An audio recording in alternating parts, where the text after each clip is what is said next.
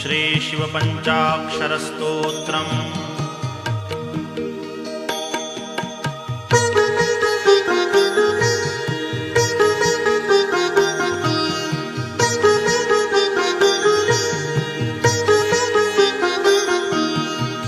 नागेन्द्रहाराय त्रिलोचनाय भस्माङ्गरागाय महेश्वराय नित्याय शुद्धाय दिगम्बराय तस्मै नकाराय नमः शिवाय।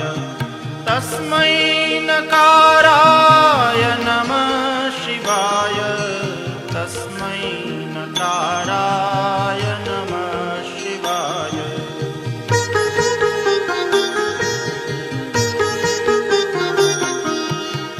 मन्दाकिनी सलिलचन्दनचर्चिताय नन्दीश्वर प्रमथनाथ महेश्वराय मन्दारपुष्पबहुपुष्पसुपूजिताय तस्मै मकाराय नमः शिवाय। तस्मै मकाराय नमः शिवाय। तस्मै मकाराय नमः शिवाय।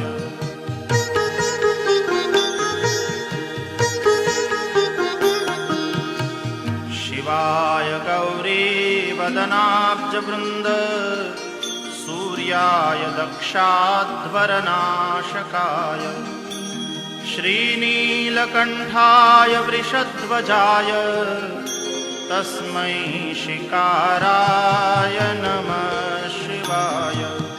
तस्मै शिकाराय नमः शिवाय। तस्मै शिकाराय नमः शिवाय।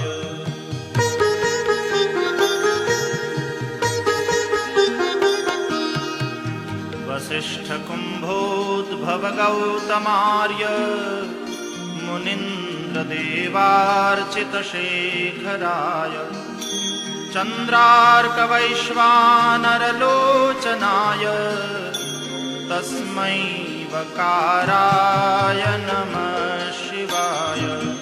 तस्मै वकाराय नमः शिवाय। तस्मै वकाराय नमः शिवाय।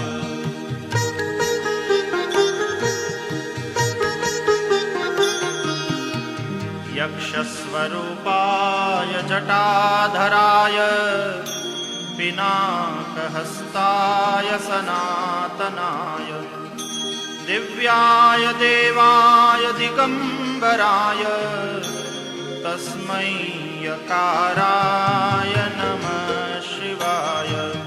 तस्मै यकाराय नमः शिवाय। तस्मै यकाराय नमः शिवाय।